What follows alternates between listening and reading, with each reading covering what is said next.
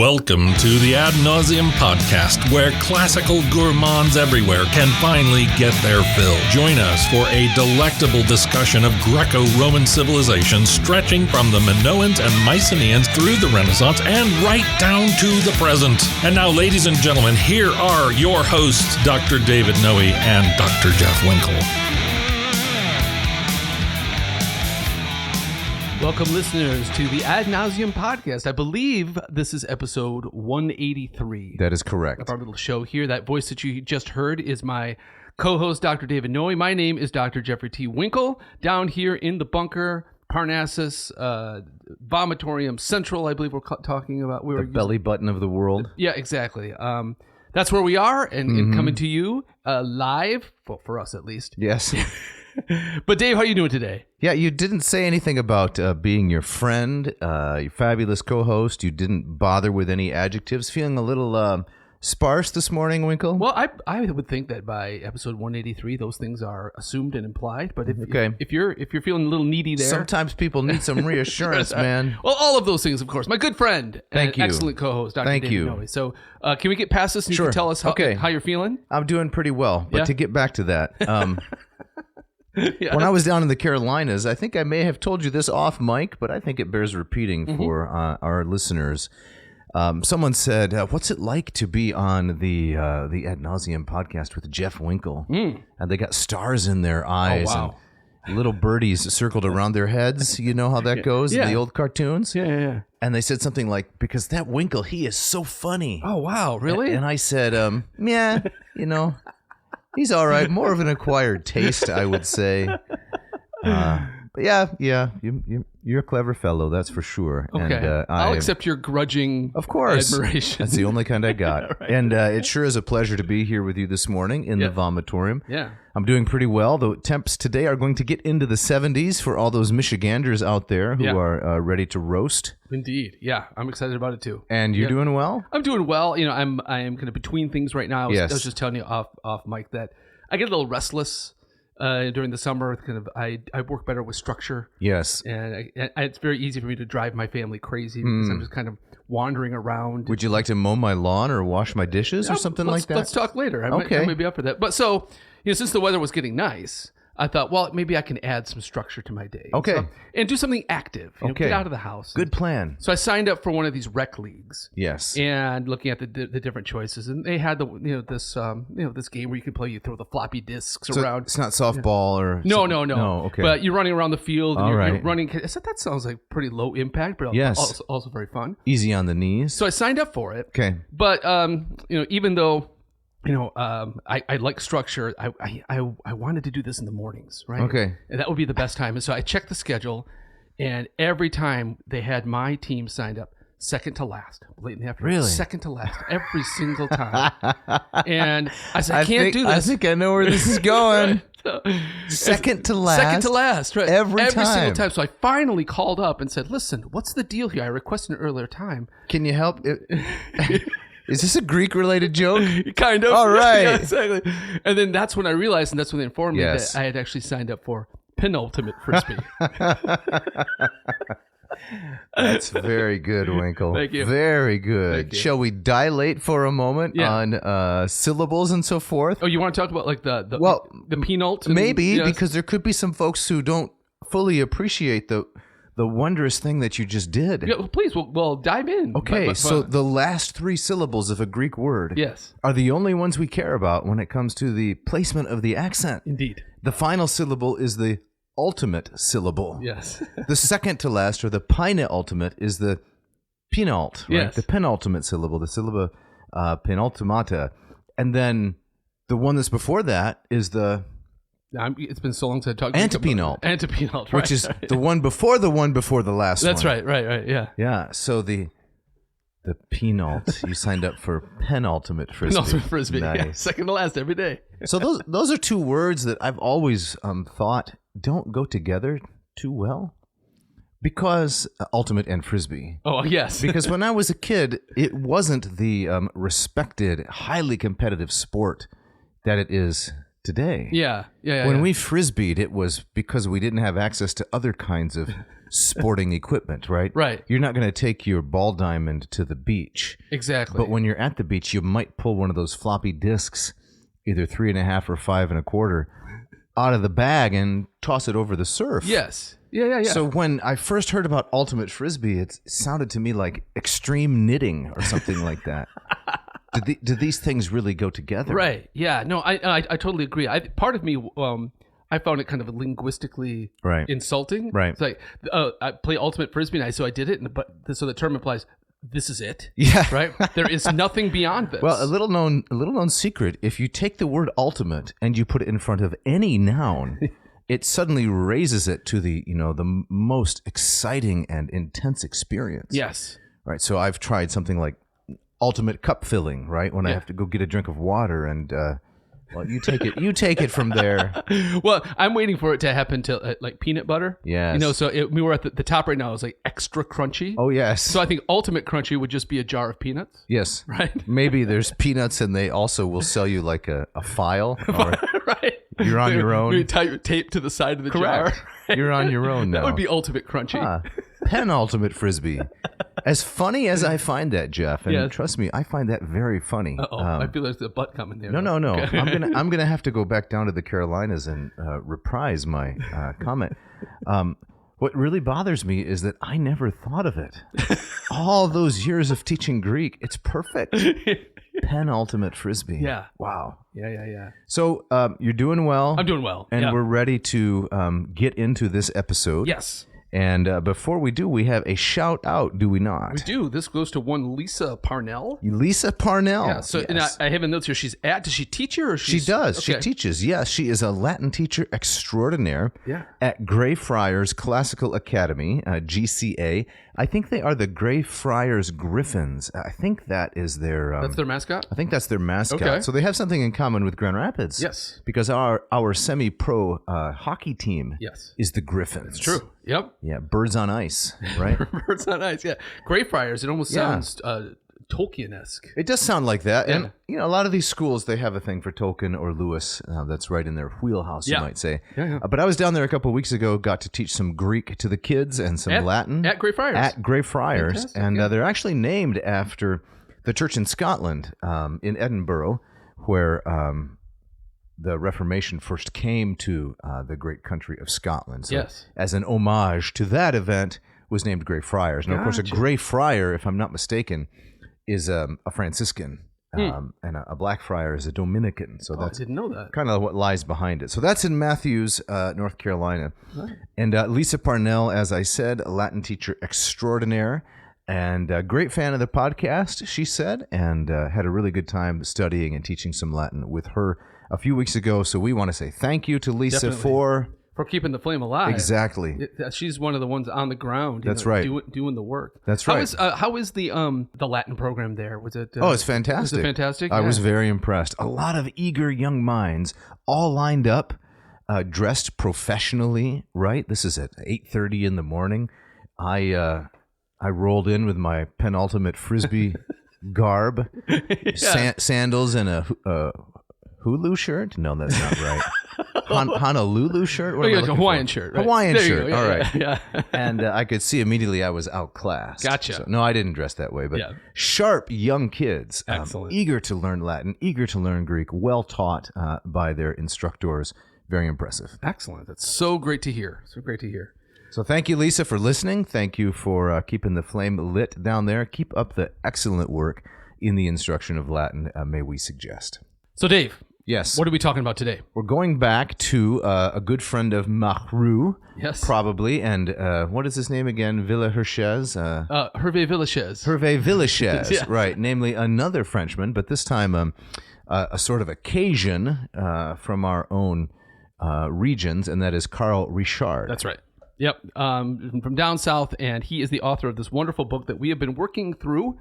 A little bit at a time, called The Golden Age of Classics in America. That's right. And today we are going to tackle the 4th chapter of this book, which is entitled Nationalism. Yes. So this is a follow-up to Richard's earlier book entitled The Founders and the Classics, which a long time ago, back in 21 or so, we also covered as a July 4th themed That's right. kind of episode. But now we've been making our way slowly through the golden age of the classics in America. In Chapter 4, we now come right up to nationalism. Yes. Now, is this what they call the kind of third rail? Well, Is this something we have to handle with kid gloves? I think we need to define our terms because Okay. I think that the term nationalism, I don't know, maybe it's always been this way, but I mean, certainly, I think when people talk about the current polarized state of our of our body politic, the word nationalism can trigger certain associations. Yes, right? it can ruffle some feathers, Right. as it were. Shall we start out with a standard dictionary definition? Let's do it. See what we think about it, and then maybe take a slight detour through one Clive Staples Lewis. Clive. When we and then get to Rishard himself. Let's do it. So what does the dictionary tell us? All right, so the Oxford folks say that nationalism is, quote, identification with one's own nation and support for its interests, especially to the exclusion or detriment of the interests of other nations. Then they cite an example. Their nationalism is tempered by a desire to join the European Union. Ah, okay. So how do you feel about nationalism, Jeff, as our starting off point here before we get into how it relates to the classics and America? Well, it's interesting. I had not looked at the dictionary definition that you just read before you read it, and it strikes me as that at least part of that definition, to my mind, would fall better under the banner of what I would say we would call jingoism. Oh, When sort of the idea, the love of country to the detriment or to the exclusion Right. of all other countries, that strikes me as more jingoistic rather than just simply, hey, this is, So for you, I love my family, but I don't Got love it. my family to the exclusion of everybody else on the block. Okay. Right? You would still have some affection for, Yeah. care for, interest in other people's families. Of course. Right. But when push came to shove, which hopefully it never will, Yeah. over there in Heritage Hill, you're with the Winkles. Yes. When Helter Skelter comes down fast, yes, Right. I'm on my porch. Got it. Right. Yeah. Got it. But I thought that bit of the language was. Yeah. I would be interested how Oxford would Too tempered? would define jingoism. Yeah, I don't know. Yeah. So identification with one's own nation and support for its interests, especially to the exclusion or detriment of the interests of other nations. Yeah. That's what Oxford gives us as the definition of nationalism. It's a natural thing to love where one is from. Yeah. You're from out there in the celery fields of Jenison, right? Yes. In that kind of region? Yeah. And so does that hold a special place in your heart? It does. I mean, Okay. not. The smells, the sights, the sounds? I suppose, like it's definitely nostalgic, Right. I think if Jenison had a flag, I don't know if I would fly it. Okay. But yeah, definitely. What would that be anyway? What? What would the flag of Jenison, Michigan be? There'd be an onion growing out of a muck field. There you go. Right, exactly. No, I'm. Yes, I have a love of home, but for kind of nostalgic reasons. The association of oh, this is where that happened. Yes. So there's nothing really about like the soil of Jenison that I give any kind of mythic distinction. The terroir, as they say. Right. So I would say yes and no. And you're from a bit Yes. north of here, right? Belmont area? Yeah, northeast. Yeah. Out in the outside the Dutch Reformed belt. Yes. You might say. Rural Michigan, and it's a different kind of place. And there's a lot of nostalgia, but the Achilles heel of nostalgia, to my mind, is that it wouldn't be difficult for you to move to Jenison. No. It wouldn't be difficult for me to move back to Ionia County, Belding, and recreate something of what we experienced as children. And yet, the draw of nostalgia is never strong enough, or seldom strong enough, for people actually to do it.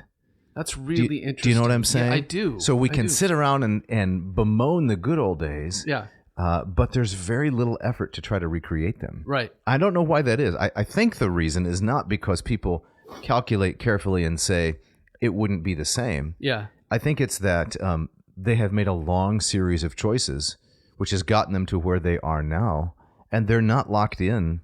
But they are where they are now because, at least in a mostly free society like we have, Yeah. that's where they want to be. Right. And I think there's also, you could apply this to, where you went to school, or Right. That there is, once you get a distance from something, Right. you tend to kind of forget the rougher edges. Sure. And you tend to idealize Sure. things that perhaps aren't worth idealizing. And If I can go in a slightly theological direction please, here. yeah. If you're a person who's basically happy with your position in life, you're basically content. Yeah. Which I think is a function of God's grace, among other things. Then you tend to forget and sanitize the memory of the hardships because Yeah. you've seen the good that has come from them. Yeah. So I think, at least this is what I've experienced, what you're describing is actually very accurate. So, the ennui and the boredom of elementary school and of middle school and of high school and the grueling nature of graduate school, Yeah.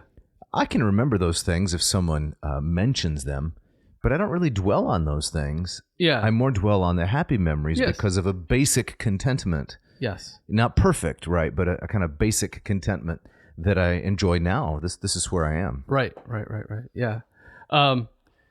Yeah, I think connected to that art, when I've spoken to people, or even you listen to, pop songs of, idealizing high school or This is John Cougar Mellencamp, right? His whole oeuvre, right, is being born in a small town. Well, small town, right. Jack and Diane and all that kind of stuff. Exactly. And life goes on even long Right. after the thrill of living is gone. Right. And so that idealization of youth, I mean, that's rock and roll. That's right. But Bruce Springsteen, the glory days. right. And I was just talking to a friend of mine not so long ago about we went to college together, and we both enjoyed college and remember it fondly. But Right. we were thinking about, what was the day-to-day like, right? Oh, it was grueling. What was the stuff that really drove us crazy? So when a lot of people who had a good college experience says, "Oh, I would live those 4 years over in an instant." Nah. Would you? No. Would you though? No, you couldn't pay me to live with 4 undergraduate males, as opposed to my wife, who's order and decency and cleanliness and all those things.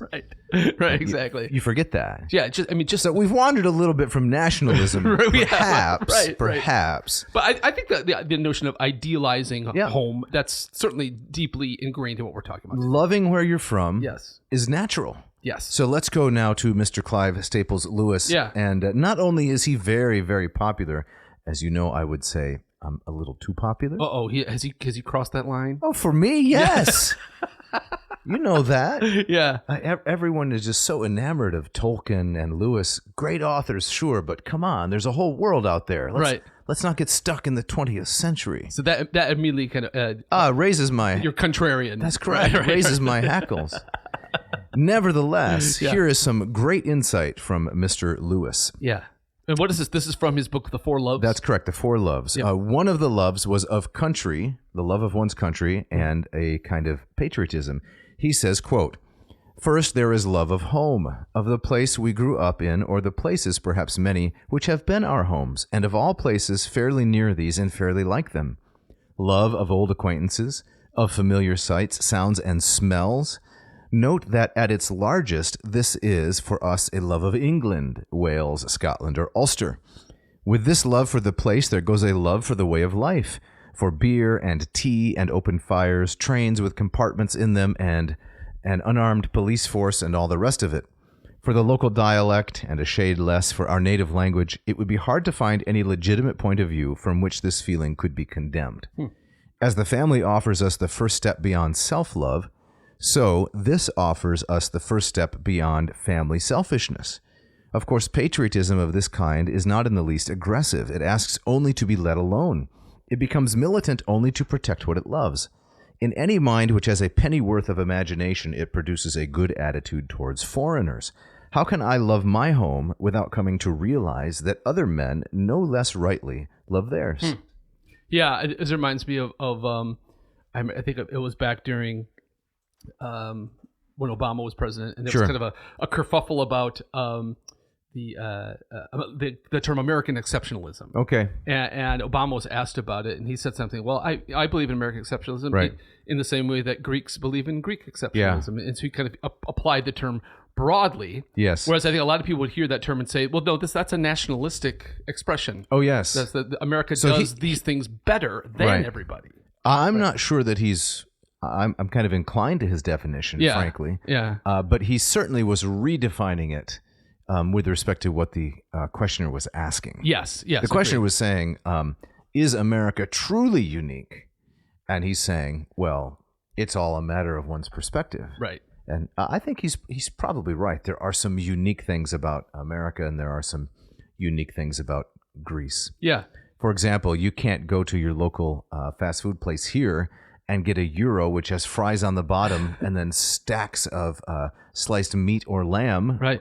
Pork or lamb, and then the tzatziki on top. Right, exactly right. That's really exceptional. Right. Yeah, and even if you do, I mean, I think you have to. You might find pockets of. If your city has a Greek town, you might be able to find. But for the most part, when I have been to Greek restaurants it's Americanized. where they've assembled those things, it's not the same. Right. It's a Tex-Mex. Yeah. Yes, exactly. Yeah. So do you think that Lewis's basic perspective here is correct? I like it. Okay. Yes, I mean that last part where how can I love my home without coming to realize that other men no less rightly love theirs.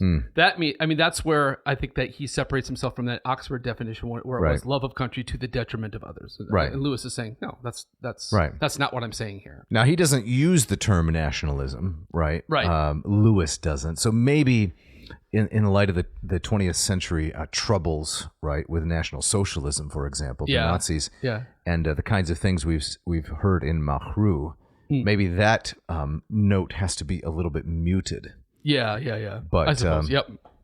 In and of itself, I think it's fine. Do you want to read the second paragraph that we have here from Lewis before we get to Rishard? Sure. Lewis continues. The second ingredient is a particular attitude to our country's past.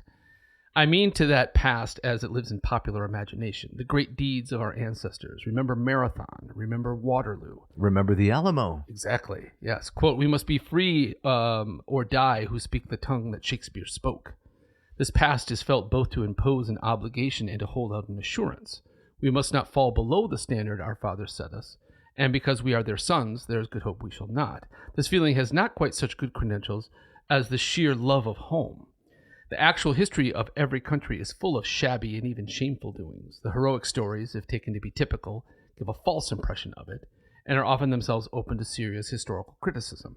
Hence, a patriotism based on our glorious past is fair game for the debunker. Oh. Yes. So do we want to pause there and meditate on Lewis for a moment? Sure. Yeah. But, as I'm reading this, I'm thinking about this chapter from Rishard. Yes, I am, where too. there is this lionization of George Washington. Right. Very early on. Right. No, he's unbelievable. He's hardly been in the grave for 10 minutes. Yeah. And he's Superman. He's Superman. Batman. Right. And Aquaman. Well, we shouldn't. That's not fair to George. Right. Rolled into one. Exactly. And so you have these early Americans saying, why are we so enamored with Demosthenes and Cicero when we have Washington? Exactly. Right. So. It was astounding. Yeah, it really, really interesting. I'm struck by this phrase here, fair game for the debunker, right? Every country has a pretty shabby and even shameful doings. The actual history of every country is full of shabby and even shameful doings. Yeah. A topic much mooted these days is, does America have an original sin? Namely, the original sin of slavery, right? And the racism, which is either the cause, the effect, or both of that institution. And I've kind of resisted that because, I'm conservative, that's one reason, but also because slavery was not unique to the American experience, even if it was in some ways uniquely cruel. Yeah. And in some ways more race-based than the slavery of other countries. Yes. But I like what Lewis says here because I think it's very fair without being exaggerated. Every country, its actual history is full of shabby and shameful doings. Yes. So debunk it. Exactly. Right. And I think it's important for a country or a culture to have its heroes. Yeah, exactly. But I think you can be honest about their humanity at the same time. Feet of clay. Right. So as I was reading this too, it makes me think of authors in books like I think it's James Lowen wrote The Lies My Teacher Told Me. Oh, I don't know that one. Or probably more infamous is Howard Zinn's The People's History of America. Sure. And I think both of those are attempts to puncture the Right. the inflated myth of America. Sure. And swing the pendulum to the far Opposite to the other extreme? side. Yeah. Right. I think certainly with Zinn, Right. that's but maybe in the That the swinging pendulum becomes almost a guillotine right. Yeah. at right. that point, right? Right, yeah. Lop off the whole thing. There's nothing good. Yes, exactly right. Yeah, but I think that kind of response. I'm not a huge fan of Zinn, but I Right. understand where it comes from. I understand, like in the grand scheme of kind of the arc of the narrative, I can understand that kind of where that counterpunch Sure. comes from. Yeah, Well, I think that Lewis puts his finger on this in the next sentence, if you want to pick it up. Yes. As knowledge increases. as knowledge increases, it may snap and be converted into disillusioned cynicism, or may be maintained by a voluntary shutting of the eyes. But who can condemn what clearly makes many people, at many important moments, behave so much better than they could have done without its help? I think it is possible to be strengthened by the image of the past without either being deceived or puffed up. There's the threading. There's that practical wisdom, right? Yes. The image becomes dangerous in the precise degree to which it is mistaken or substituted for serious and systematic historical study. Correct. Right. So I don't think it's a profound observation to say of our own country, or maybe even of our state. Yeah. Yeah, it's got a shabby and shameful history in some respects. Yeah. But who doesn't? Exactly. So what are we going to do next? Are we going to, bemoan that constantly? Yeah. Or look for some positive things that can be drawn from it? Sure. You know my sunny optimism that's always Oh, yes, exactly. flashing It's forth. blinding from where I'm sitting here. So we have that nice setup, Yeah. you might say, from Lewis. And now let's get into Rishard, Chapter 4, Nationalism. You want to start us off just the opening words That's here? right. I'd like to start here on page 105. Nationalist criticisms of Greco-Roman civilization were as old as the utilitarian assaults on the classical languages requirement in the schools. It is true that the nationalism that had first trickled through the cracks of Enlightenment cosmopolitanism during the American Revolution gushed forth during the antebellum period. But although classical heroes surrendered the chief place of honor in the American pantheon to George Washington, Thomas Jefferson, and other national heroes, the Greek and Roman republicans retained significant positions thereafter. They were not dashed from their pedestals. Last sentence here. Just as the Greeks and Romans had differentiated between primary and secondary gods, antebellum Americans distinguished between the nearly divine founders and their slightly more flawed classical heroes. That is fascinating. It really is fascinating. And I would say that's the theme of the entire chapter. He really encapsulates it there nicely. Yeah. So Washington, Jefferson, Madison, Patrick Henry, these men were really worthy of emulation. Yes. Cicero, Demosthenes, Leonidas, a close second. Right.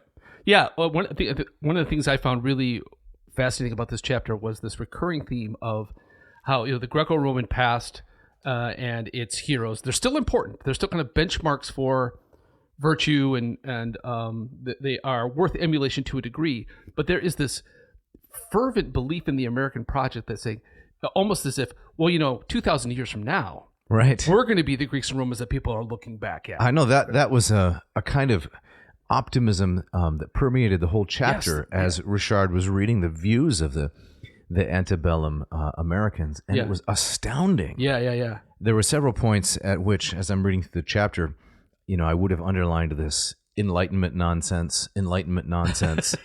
It just pours out. Yeah. So let's take a closer look Okay. at some of those as we make our way through. If we start with page 106, the claim of American superiority, we have a nice quote here from the pamphleteer Thomas Paine. Can you read some of that to us, please? Yes. As early as 1776, in an effort to improve patriot morale by appealing to national pride, Thomas Paine had urged Americans to get over their inferiority complex concerning the ancient Greeks and Romans in order to surpass them. Paine declared, "The wisdom, civil government, and sense of honor of the states of Greece and Rome are frequently held up as objects of excellence and imitation. But why do we need to go back 2,000 or 3,000 years for lessons and examples? Clear away the mists of antiquity." He added, "The Grecians and Romans were strongly possessed of the spirit of liberty, but not the principle. For at the time they were determined not to be slaves themselves. They employed their power to enslave the rest of mankind. But this distinguished era is blotted by no one misanthropical vice." Yeah. So I think there's this notion of that all of these wonderful ideas we find amongst the Greeks and Romans. That's the kind of the bubbling cauldron of the virtue. Right. And Paine is saying, now we can Americans can take that and put it into practice. Exactly. Yeah. And I'm thinking, come on, Paine. This era is blotted by no one misanthropical vice. That's just ridiculous. That's a kind of post-Enlightenment, or I guess Enlightenment view. Yeah. That reason has won over and triumphed all the baser and more vicious aspects of human nature. Right. And human nature is, as a tabula rasa, born with a blank slate, it's perfectible. Yes. And the Americans have nearly perfected it. Yeah. And I think Paine is a great patriot in the sense of what he contributed to the founding of this country, which I appreciate. But there was lots of slavery at the time. Sure. How is that not a blot? Right. Yeah, exactly. It's the pot calling the kettle, it seems to me, in this instance. Yeah, speaking of swinging pendulums, I think actually the very next chapter in this book, the chapter heading is Romanticism. Right. So so it doesn't looking back on kind of the rhythms of history, it doesn't surprise me that kind of cold, kind of calculated age of reason gives way to an era of mysticism, right, and symbolism in Romanticism. And so I think Paine kind of represents the far left or right edge of that pendulum, right, and it's about to swing the other way, but also reveals, I think, a fundamental lack of understanding of human nature, a weakness. Yeah, for sure. At the bottom, the top of page 107, Rishard writes, antebellum Americans were even better equipped to proclaim American superiority to the Greeks and Romans because the founders had left them something they themselves had lacked, a set of national heroes. And so now I have to be a little bit autobiographical here, if I may. Please. And that is one of my main complaints of my K-12 public education. Yes. Was not that it taught American history poorly, because I think it taught American history pretty well on the whole, but that it seemed to only teach American history. Yeah. And I imagine my surprise after graduating K-12 when I realized there's a lot of other history that's taken place in the world, and I have mostly been sheltered from it. Right. Do you remember that experience? Yeah, the same thing. I remember. But that was in Christian school. A lot of American history. Right. I had one class in high school that was world history. Okay. And I think we spent a day on the Romans. Yeah. Right. And you're trying to cover 6,000 years of history in a semester. So I'm all in favor of American history, but it didn't seem like a natural way to develop the topic. Yeah. Why not, go chronologically and help me understand how the Romans and the Greeks and all the Eastern cultures in some way contributed to the experience we have now in the American Republic that was all missing. Exactly. Right. And so I think a kind of,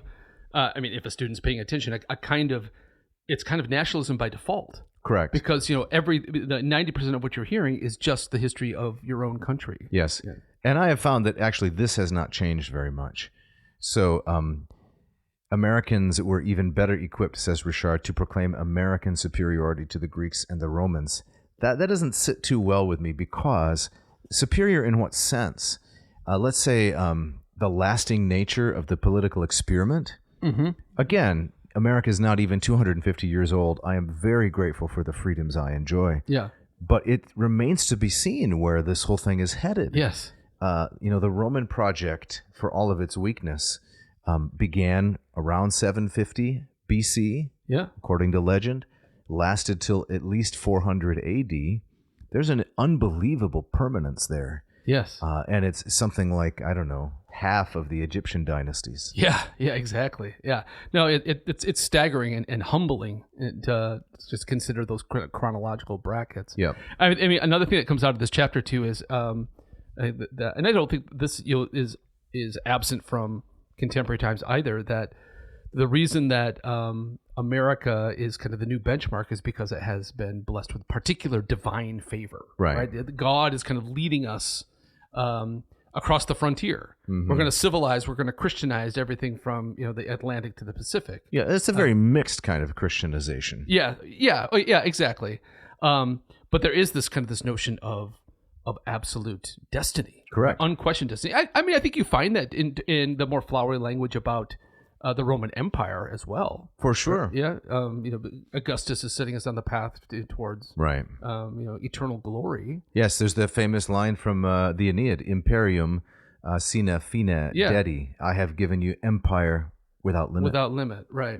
Yeah. Which didn't last all that long after Virgil wrote those words. Right. But it was about 800 years on at the time that he penned them. Yes. Could you read the Edward Everett quote, please, at the top of 107? I believe this is the same guy who preceded Lincoln at Gettysburg. Oh, the guy who talked for like 2.5 hours? Long address about all the Roman consuls. That's right. Yes. So I get Rishard here. In Edward Everett's 1825 speech on the Battle of Concord, he asked, are we to be eternally ringing the changes upon Marathon and Thermopylae and going back to find in obscure texts of Greek and Latin the great exemplars of patriotic virtue? He answered his own rhetorical question, quote, we feel a glow of admiration at the heroism displayed at Marathon by the 10,000 champions of invaded Greece, but we cannot forget that the 10th part of the number were slaves, unchained from the workshops and doorposts of their masters to go and fight the battles of freedom. I do not mean that these examples are to destroy the interests with which we read the history of ancient times. They possibly increase that interest by the singular contrast they exhibit, but they do warn us, if we need the warning, to seek our great political lessons of patriotism at home, out of the exploits and sacrifices which our own country is the theater, out of the character of our own fathers. Yes, I don't understand that. I don't understand why. I mean, there's much of this I agree with, which Everett says. Yeah. Right. We feel a glow of admiration at the heroism displayed at Marathon, etc. But why the need to find a closer example? This seems to cut against a basic notion of humanism in the good sense, right? In the sense that Terence, the poet, gave. I'm a human being. I consider anything human to be close to me, as not foreign to me. Right. I'll spare the Latin quote, but we all know it, right? That's a basic kind of humanism. Yeah. So I have more in common with Leonidas at Thermopylae than I do with any other part of the creation. Yes. On the basis of the fact that we're both human beings. Human beings, yeah, exactly. He seems to say we need to find closer examples. Right. And maybe it's just the youth of the nation is what drives that. I would say so. So you're kind of saying, because I do see this in these early pages, is that this notion is, well, these examples are great, but they're 2,000 years old. Yeah. And so you're saying, in terms of you're talking about the common humanity, the distance of time shouldn't matter at all. So what? Right. So far as the world knows, he died yesterday. Yeah. Right? I mean, it's not... The mere passage of time doesn't separate us from people. I don't see how that could be. I have a question for you. All right. I mean, this is related. I don't want to get too much. Is this going to be really personal, like my penultimate frisbee score? No. This I'm curious because this I thought about this as I was reading this chapter. All right, so a lot in this chapter I think is related to Americans, struggling with their relation to this Greco-Roman past or foundation. Right. What are they going to do with it? How are they going to create something new and build upon it? Right. So I was wondering, if we think about the Italian Renaissance, which in many ways was doing the same thing, rediscovering the ancient Greeks and Romans, and then doing something new with it. Right. Why does that not become a benchmark that early Americans are looking back? So, well, the Renaissance took these ideas and they built it, and so why aren't we talking about Renaissance heroes? I think because here's my off-the-cuff answer. Please. It did not have extensive political success. Okay. With the exception of Lorenzo the Magnificent. Yes. Right, the Medici in Florence. With the exception of his brief Periclean apogee of leadership. Yes. It only had resonance in the arts. Yes. So unbelievable paintings, unbelievable sculptures, a renaissance truly of humane letters and so forth. But no practical that I'm aware of. There didn't arise Renaissance political superpowers, right?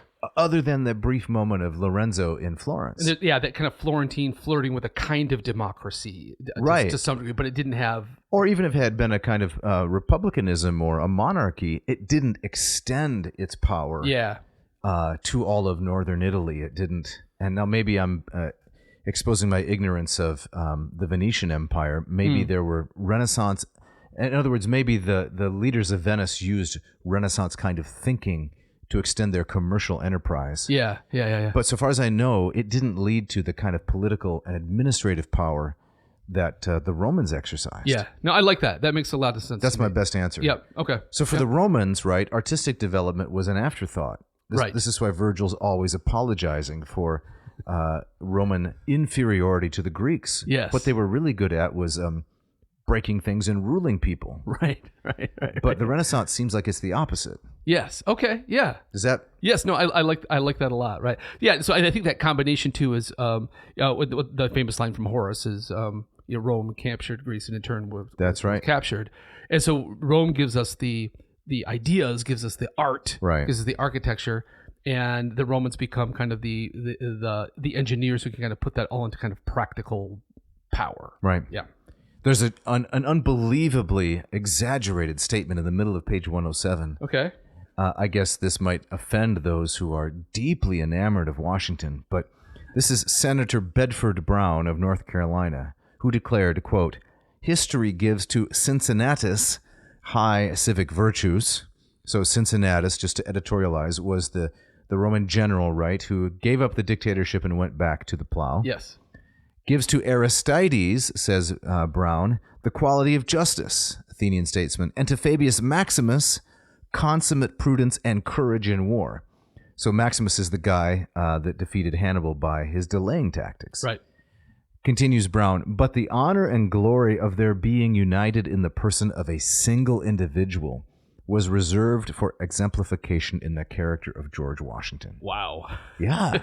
What leads someone to say something like that and apparently truly believe it? Yeah. I don't know. I think to some degree you have that, you see a similar kind of thing happen with like Martin Luther King Jr. Yeah. Right. I see it less and less these days, but there was for a long period of time you could quote MLK. Oh. And that was meant, the argument's over now. Exactly. Right. So almost like the voice of a prophet. And so I see that kind of that apotheosis of Washington, fairly close to his own day, is a similar kind of thing. And maybe it's a way of maybe there's a kind of a fear underlying that as well, as that we've taken on this huge project and we still don't know where it's going to go. And it's very fragile, so we better find some ways to prop it up. Prop it up, exactly. Yeah. Maybe. Yeah. Well, speaking of propping things up, yes, it's time for the ads. Let's do it.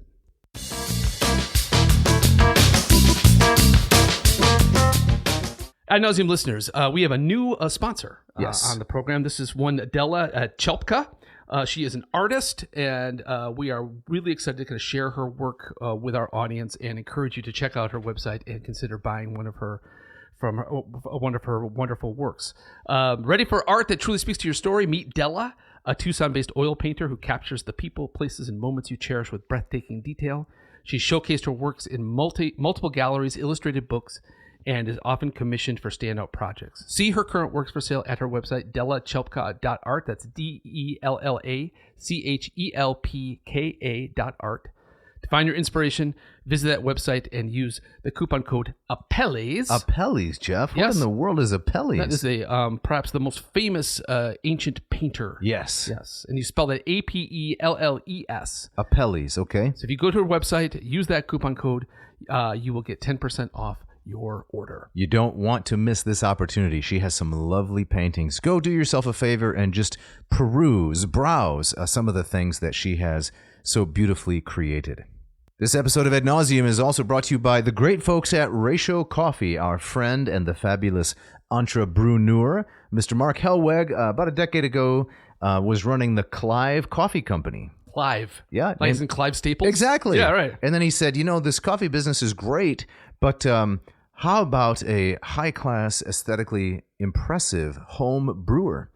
Can't we have something on our countertop that rivals the things you would get at Charyuk's or the Bagel Bean and Browsery, something like that? Right. So he invented the Ratio 8. Fantastic. The Millennium Falcon of brewers. You brewed something up this morning in the 8? I did. Yep. I got the 8 on my countertop. It's a beautiful, sleek machine, and it brews that perfect cup of coffee every single time. I've had the 6, which is its younger brother. Wow. Also a great machine. And I'm also using the 4. The 4. You're like a coffee connoisseur, aren't you? Yes, I got that in my office. That's right. It's a small machine. It's perfect. It looks great on the desktop. Yep. It does exactly what I need to get me through the day. Yes. Ladies and gentlemen, meet the Ratio 4, the first affordable and beautiful half-batch automatic pour-over coffee machine. The 4 is our smallest brewer yet. An agile, sleek machine puts out between 5 and 20 ounces of coffee per batch. Now, you can dial it in. It's not random. You just Enough for 1 to 2 reasonably sized cups or 1 big travel mug. Brews with a bloom cycle in 4 minutes or less. One touch. One touch. No fuss, no muss. Not at all. We're not going to mention the Kindle brick or the scorch pad. Nope. We're not going to mention the brackish tang. No, we're not going to say that at all. No, or the trackish bang, anything of that sort. It's small enough to fit on any countertop at just 11.5 inches tall and 7.5 inches wide, built to last, backed by a 5-year warranty. Who gives you that? No, nobody these days. No. Yep.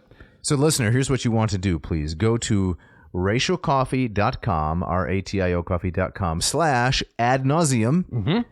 Shop the wonderful things they have available, and when you have picked out your own particular machine that you'd like to purchase, enter this coupon code at checkout, ANRATIO, ANRATIO 2025, and you will receive $20 off your machine at checkout. Check it out. This episode of Idolizing is also brought to you by the wonderful people at Hackett Publishing. These guys have been with us from the beginning. They have offices in Indianapolis, Indiana, Cambridge, Massachusetts, and for the last 54 years, they have been keeping the flame alive, bringing to the public beautiful, attractive, affordable, erudite texts from the classics, yes, especially, but from all other areas of academia. That's correct. Yep. There's one of these companies True humanism, right? Yeah, there you go. If a human being wrote it, it can't be foreign to me. I have an interest in it. Yes. And they're one of these rare companies that has threaded that needle by giving you a wonderful, valuable, well put together product, but at affordable prices. I love the artwork. I love the high quality of their translations. If you've been listening to the show, that's right. You've heard us use the Stanley Lombardo translation that's right. of the Aeneid, of the Metamorphoses, the Odyssey, the Iliad. Yep. And we're going to launch on something new pretty soon, too. We are? Yes. What are we launching? Oh, I didn't tell you? No, I don't think you did. Well, Stan Lombardo, Stan the man, has translated Apollonius, oh my goodness, his Argonautica. Oh, we got to cover that. The 4 books of Jason and Medea. Yeah. The powerful, heroic, wonderful, individual, hard-charging Medea and her pale excuse for a husband. Jason. Yeah, exactly. I'm not a fan. Did I lead you astray there? No, you didn't. I've never been a fan of Jason. No, yeah. Nobody's a fan of Jason. Right. Medea is the hero of that story. Yes, right. And so 4 books of that fantastic epic, and brought to you by Hackett and Stan Lombardo. We're going to really enjoy that. So, yes, listener, if you want to build your classics library, you want to support this podcast and keep this kind of entertainment and instruction going out across the fruited plain, what should they do, Jeff? They should go to hackettpublishing.com. That's HACKETT publishing.com. Check out their wide array of the sections. Just do yourself a favor. Have some fun browsing through their catalog. Find the text that you want, drop them in the grocery satchel, and if you type in this coupon code, AN2025, Dave, that will get them 20% off. And I think next day delivery by mule or passenger pigeon. Is that what it is? No, it's actually just straight up free shipping. Free shipping? That's right. Do any of the other river-based emporia offer these kinds of terms? No, nothing, not even close. Unless you buy Danube.com? some kind of like steep annual subscription. Oh, yeah. But that's not free. Right. Come on. No. Not at all. Not at all. Check it out. Check it out.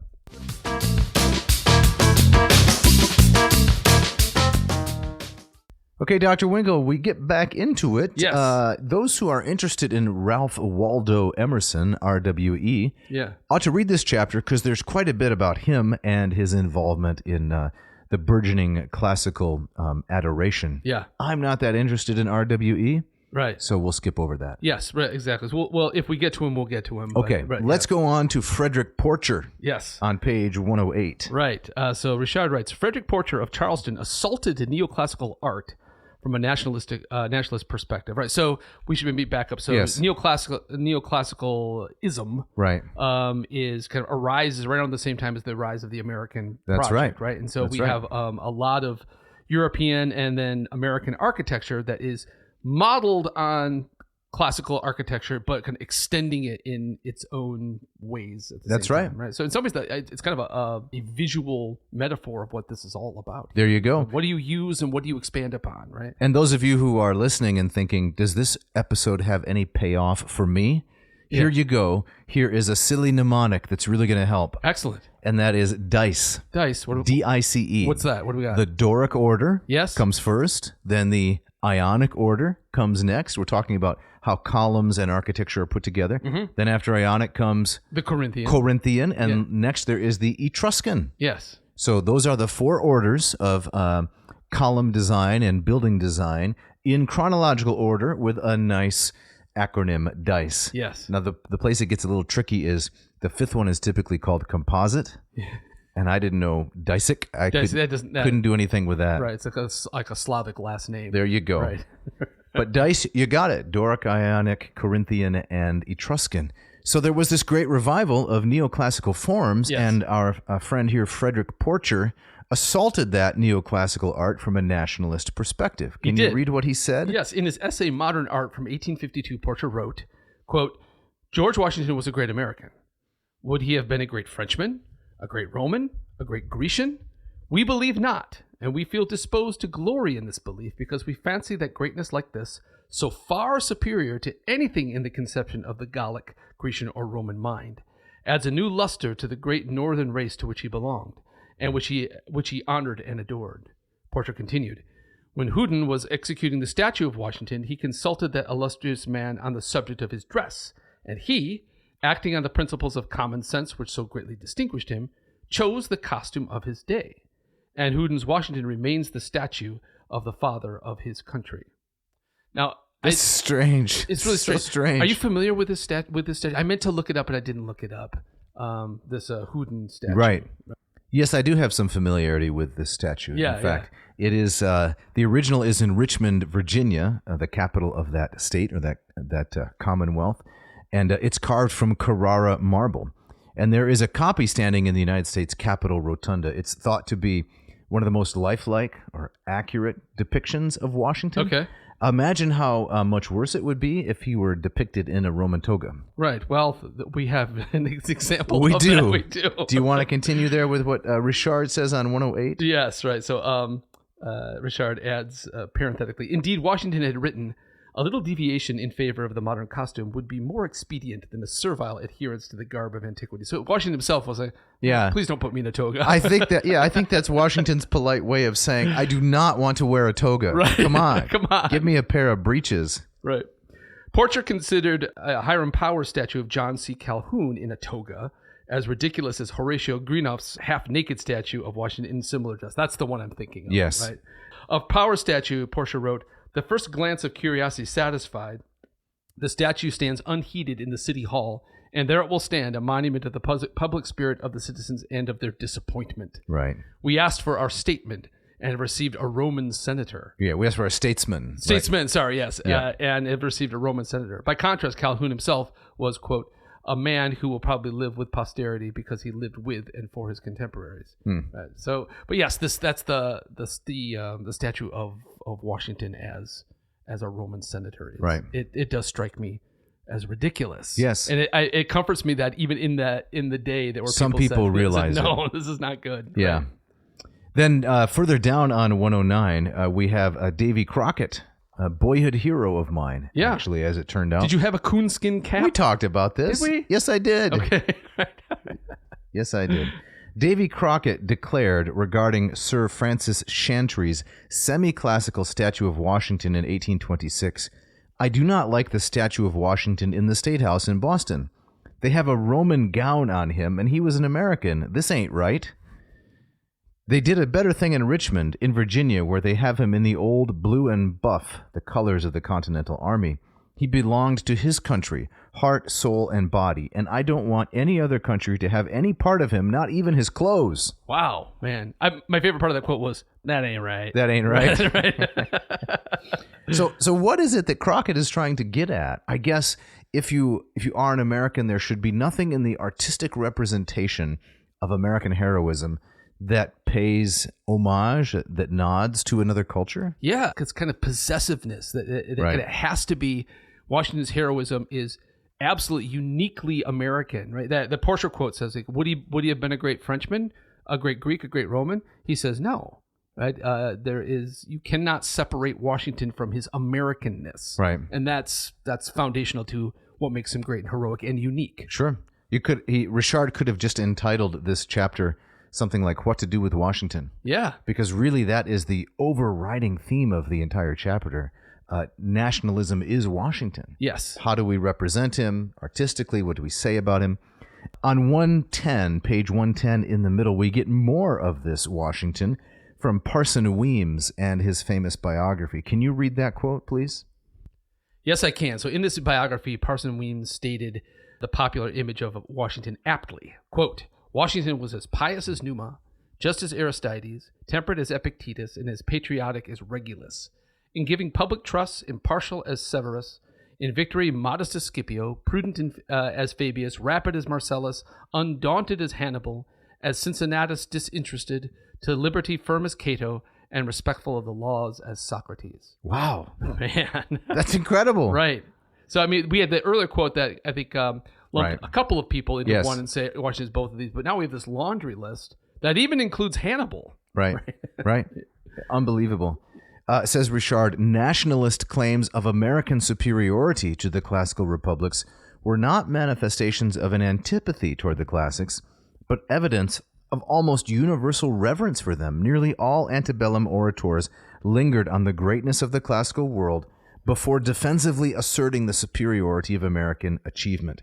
So then he mentions the great rhetorician Daniel Webster, whom he calls a master of this rhetorical trope. So guess what he combines? You'll never guess. I mean, you've read the chapter, but Yes. this is astounding. He combines in an 1820 speech to mark the bicentennial of the Pilgrim landing at Plymouth Rock. He combines Plymouth Rock, the landing there, with the Battle of Marathon. Now, how does he do this? Well, the basic underlying theme is that they are both great advancements in the cause of freedom and civilization. okay. A bunch of pilgrims, right? A bunch of religious dissidents from England via the Netherlands. They land on a distant spot in Massachusetts, right, on a giant rock. That's the same thing as Leonidas and the 300 fighting the Persians to the death at Thermopylae. Gotcha. It's exactly the same. Right. Yes. He also sets it up as it's a turning point, like at Marathon, that if it had gone the other way, Right. we would have none of this stuff, right? Would we be podcasting this morning Right. in Michigan in somebody's basement if the Pilgrims hadn't landed at Plymouth Rock? Right. You can trace a direct line, he seems to be saying, from Marathon to Plymouth Rock. Yeah. Now he's talking 200 years later after the event. That's enough time for a historical Okay. moment to kind of develop its own mythology. I'll give you 200 years. to some degree, right? That seems a little more plausible than the excessive praise of Washington. Right. Yeah. Is that going to get me in trouble? I mean, I like Washington as much as the next guy. Yeah. But that he was the combination of a half dozen Greco-Roman heroes? Right. It strains credulity just a little bit. A little bit. I mean, it reminds me of it's a kind of syncretism in the latter part of the Roman Empire, where the goddess Isis becomes this is Isis, but she's also Venus and Juno and Minerva, and Right. all of these things wrapped up into one. And so we turn Washington into a god because he embodies all of these elements of these other That's right. these other gods. Yeah. Well, as we get short on time here, we need to also talk a little bit about the criticism that came to the notion of American expansionism. Yes. And this is what can be found on 114. So this, to me, was very interesting because there was some pushback, you might say. Ultimately, not so successful, but there was some pushback. Could you pick it up at the top of 114? Yes. Even the few Americans who rejected both Roman and American expansionist nationalism noted the connection between them. In his 4th of July address of 1845, entitled The True Grandeur of Nations, delivered during the build-up to the Mexican War, Senator Charles Sumner of Massachusetts declared, "There is still another influence stimulating war and interfering with the natural attractions of peace. I refer to a selfish and exaggerated prejudice of country, leading to physical aggrandizement and political exaltation at the expense of other countries and in disregard of justice. Nursed by the literature of antiquity, we imbibe the sentiment of heathen patriotism. Exclusive love for the land of birth belonged to the religion of Greece and Rome. The schoolboy does not forget the victim of Verres with the memorable cry, which was to stay the descending fasces of the lictor, 'I am a Roman citizen,' nor those other words echoing through the dark past, 'How sweet it is to die for country.' Of little avail the nobler cry, 'I am a man,' or the Christian ejaculation swelling the soul, 'How sweet and becoming to die for duty.'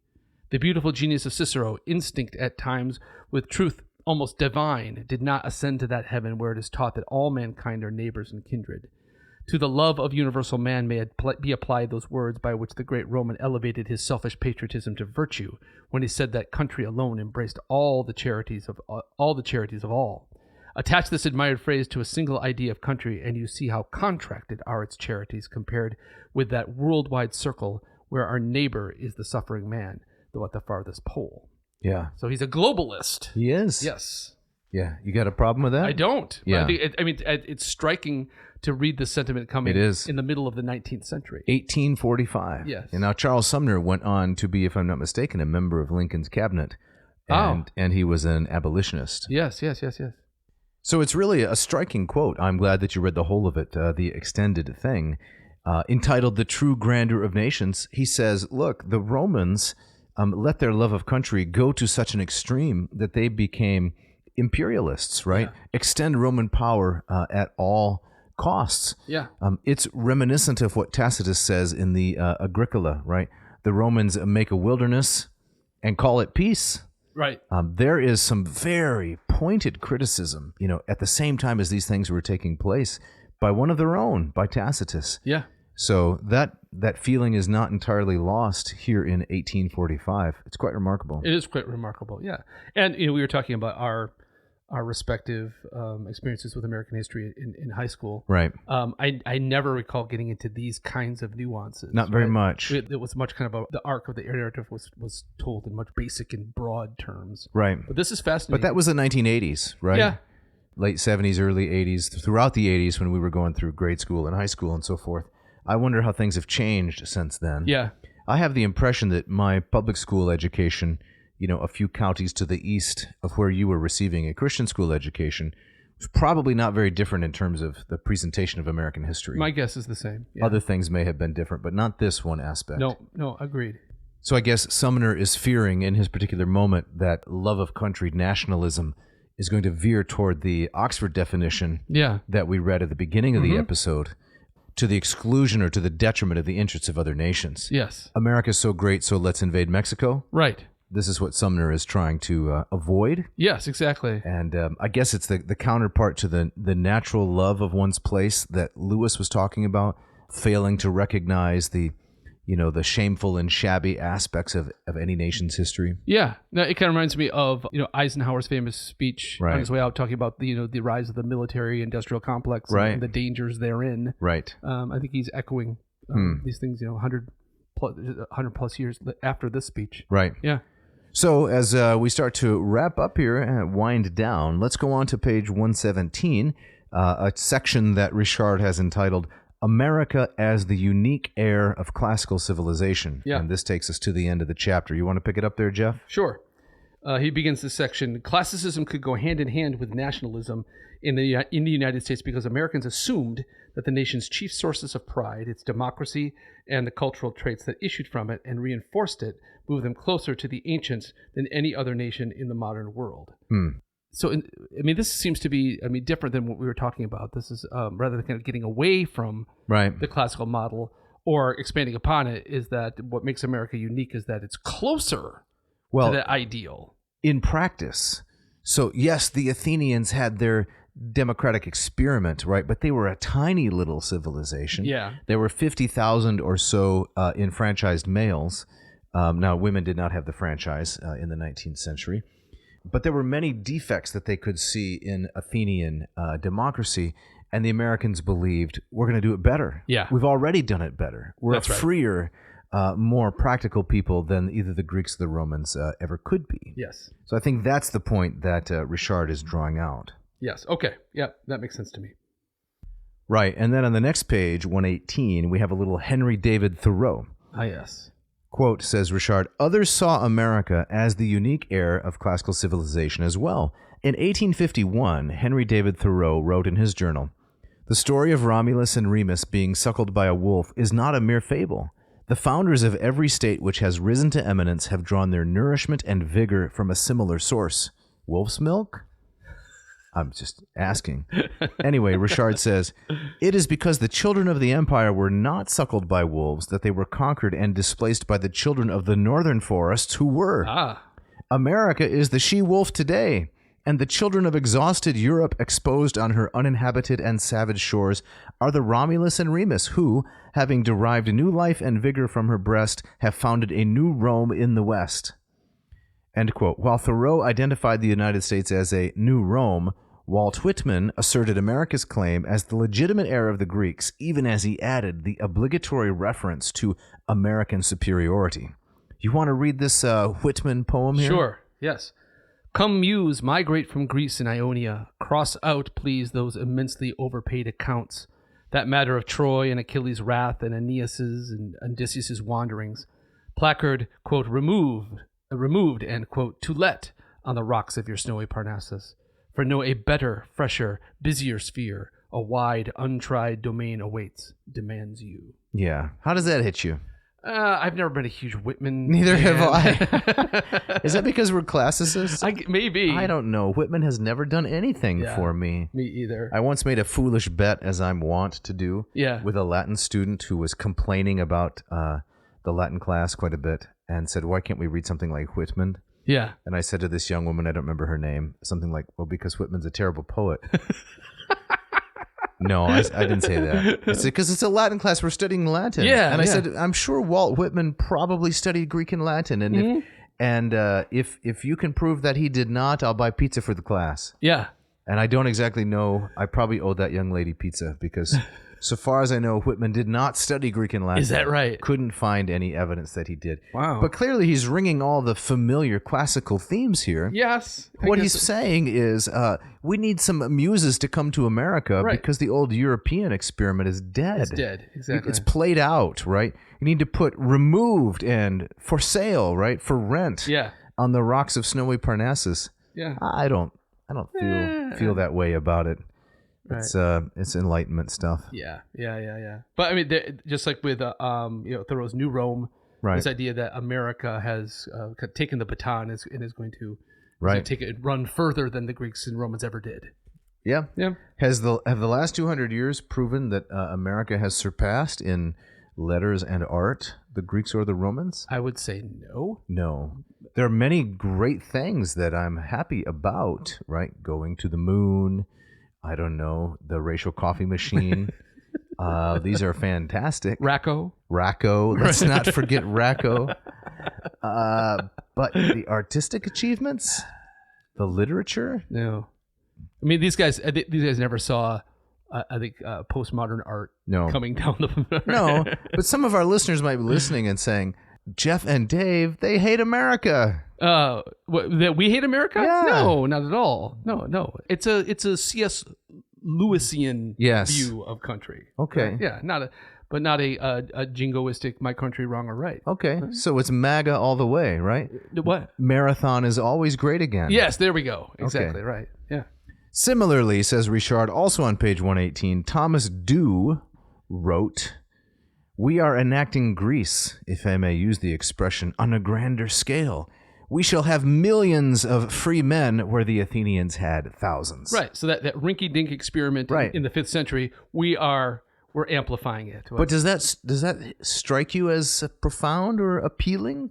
Well, the quality of an experiment in freedom is measured by how many people enjoy it. It's that kind of cliched American bigger is better. Okay, right? So if you're a family of mom and dad and 4 kids, and the 4 kids all enjoy kind of freedom and responsibility and maturity, that's better than if you're a mom and dad and 2 kids. I've only got 2 kids who are enjoying freedom. That's not nearly as good. No, it's not. You better just kind of sit down and be quiet, please. All right. Yeah. Got it. Hey, we should close out because famous classes is mentioned in the last one of my favorites. Couple of paragraphs here. On page 119. What do we got, Dave? We have Basil Linot Gildersleeve, BLG, as I like to call him. I have his famous green book. Oh, it's fantastic. Yes. 1903, Gildersleeve and Gonzales Lodge. He along with Paul Shorey, the 2 most famous classicists that America ever produced. Gildersleeve is monumental. Yeah. He was also the friend, a little side note, friend and teacher of one of my intellectual heroes, J. Gresham Machen. Well, here we go. So, page 119. Even a scholar and professional classicist like Basil Gildersleeve could boast in his 1878 presidential address to the American Philological Association, quote, it would not be saying too much to maintain that many of the aspects of American life enable us to understand the ancients better than some of our European contemporaries do. End quote. Gildersleeve alleged that while Americans were similar to the ancients in their audacity and inventiveness, now here come a lot of... watch out. Yeah, here come a lot of, what should we call them? I don't know, cultural stereotypes? There we go, yes. Gildersleeve just rattles off one after the next. The Germans were too, quote, pedantic. The English too skeptical. And the French too erratic. He nailed them, didn't he? He did. I mean, those stereotypes are very much alive today. Well, I don't know. Yeah, I think so. The Germans are pedantic, the English skeptical, and the French erratic? Right. But I think stereotypes about Americans believing in a unique kind of God-given destiny and my country wrong or right, I think those stereotypes are still out there as well. Even in the classics. Yes. Right? Gildersleeve says we can understand the ancients better because we have inventiveness and a very active spirit. Indeed. Like those pedantic Germans and the erratic French, skeptical British. Yeah. Right. Okay, Dave, I believe we are up against the clock. Yes. Is someone trying to get in here? I don't know. I mean, I heard some kind of scuffling outside. Did you? Did you? I have any idea who that is out there? It might be the representatives of Ultimate Frisbee. Oh. The UF Union. Oh, yeah. They don't. Oh, they're not happy The about UF it. organization. Right. Here we've drugged them through the mud. Exactly. Dragged them through the mud. Right. I mean, because they claim that this is as far as that sport can As go. Frisbee can go. It's the That's it. ultimate level. Exactly. Their Frisbee goes all the way to 11, you might say. So that bonking noise, they're throwing right. Frisbees against the door. They are. Yes, with Yes. with astounding accuracy. Call me a Cresius, but I think it's time to get out of here. You remember what happened to Acrisius? But please. Well, yeah, his got his killed by grandson Perseus winged him with an ultimate Frisbee. That's right. Well, he was sitting in the stands. That's right. Yes, a quoit. That's right. Right, yes, that's right. He got death by Frisbee. That was it. That's right. But we got to get out of here. And as always, Dave, we got people to thank and some business to cover. But if our audience members would like to learn some Latin or Greek, what should they do? If they would like to join the great tradition of Henry David Thoreau, Ralph Waldo Emerson, not Walt Whitman, apparently, and others, they should go to latinperdiem.com. Mm-hmm. latinperdiem.com. I can take you from the very beginning ab initio with Latin study. What I have found is that many people study a little bit of Latin. They study a little bit of Greek. They do not make much progress. They become very discouraged, and they quit. Now, this is not because they lack the intelligence or because the languages are especially difficult. In my experience, neither language is very difficult. And I can demonstrate this to your satisfaction. I think the reason they typically give up is because they don't have the right teacher. Yeah. And they don't have the right mindset. They're not properly encouraged and guided. So let me be your psychopampas, your soul guide into the world of Greek and Latin. Check out one of my courses. If you already know some Latin and you want to advance, take a master class. You can take one on Cicero's De Natura Deorum, something from Theodore Beza, 5 different editions on John Calvin, and also Erasmus's Enchiridion. If you're already set on Latin, you want to study some Greek, Moss Method will take you from... neophyte to erudite. There's a little bit of hesitation there, Winkle. You caught me off guard, but That's okay. I got it. You're not doubting the neophyte to erudite pipeline. Not at all. And this course, again, is especially well designed, both for beginners, but those who may have had some Greek in seminary or in other places, and they'd never gained the confidence and ability that they had hoped for. Yeah. This is a very comprehensive, thorough course.